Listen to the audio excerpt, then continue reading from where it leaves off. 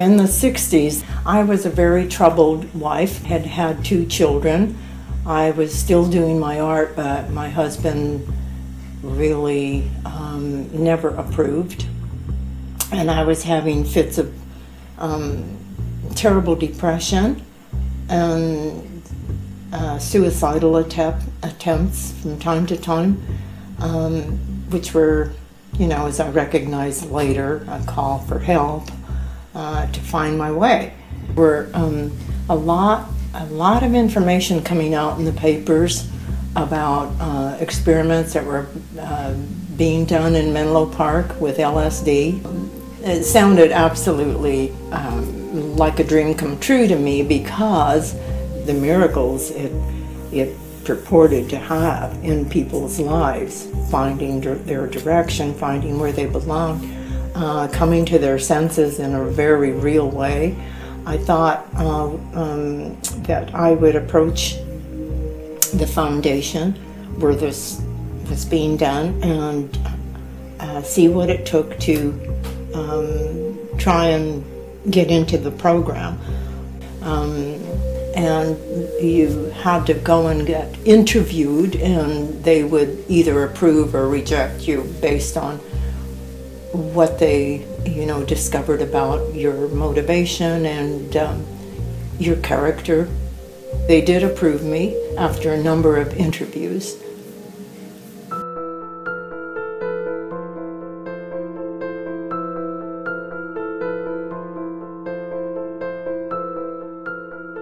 There's never an ending to the creative urge or process, or if you are a creative person, or however creatively you live or whatever, you don't have to be, you know, an artist to live creatively, that there's always that in you, and you never lose it. And it's just like the seasons, you know, there's the fallow part. But I mean, I just think these are incredible to me, because that's how I was feeling. That's why I did them. That's why, because I never did these drawings unless I went into a private space and I took myself away with my drawing tablet and thought my life was over, you know. And yet these things came out, like, you know, and especially this one, which is so graphic about the connection between the mind and and whatever's on, you know, going on inside. And then there's some, you know, obvious some growth, you know, some leaves and things that are, you know, blooming at the same time that you think, you know, your life's over. It's never that simple, you know. You gotta look inside and know and trust it, you know. So I think these were the most, for me, because that's where I live, you know, as an artist and as a person. If I can't be an artist, I don't know what I'd be.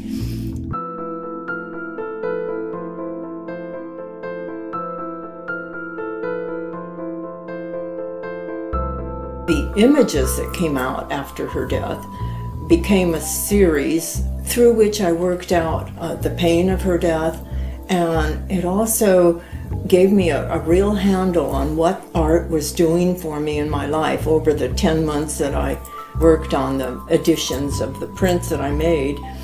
They were, in effect, supporting me. I would try to come to terms with her death through allowing whatever images had come to me in dreams that I tried to recall, because they were so disturbing and so reminiscent of a lot of things in my childhood with her. Yes, I still feel very sad about losing her, but I don't think I could have gotten through that period in as graceful a way as I did without recourse to art again in that very private way, which is, you know, not what I generally do in my art life and career. And then when the series grew, it was always like with some kind of writing, which is in lithography you have to write backwards because they're prints, you know, the other way. But if there may be a word that I get out of it, you know, and so I look it up in the dictionary, and these are almost literal translations from the dictionary. Not that I don't understand the meaning, but it's the word that comes through that I want to expand on, you know. And all of these have that same element in it. There's always a lifting or a burden or a carrying, you know. I could interpret that as saying carrying someone else's burden or carrying your own burden, you know. And a feeling of weight, like the chains and the fellow is suspended up there. There's this, you know, a feeling of a terrible weight, you know. And I don't know if it all applies to me, but this was all part of the sequence of the whole year of being with my sister and her illness and her death. And these had to kind of come out.